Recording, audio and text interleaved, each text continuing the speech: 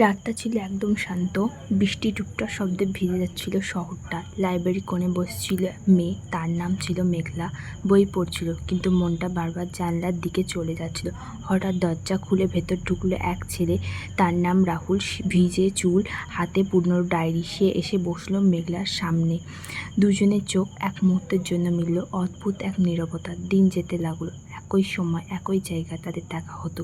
কম কথা, কিন্তু অনুভূতি অনেক। একদিন রাহুল ডায়েরি এগিয়ে দিয়ে বলল, এখানে আমি তোমার জন্য কিছু লিখেছি। মেঘলা ধীরে খুলে দেখল। প্রথম দেখার দিন থেকেই আমি তোমার মধ্যে অনেক শান্তি খুঁজে পেয়েছি। মেঘলার চোখ ভিজে উঠল। বাইরে তখন আবার বৃষ্টি শুরু হয়েছে, কিন্তু এবার তারা আলাদা নয়, একই ছাতার নিচে একই পথে।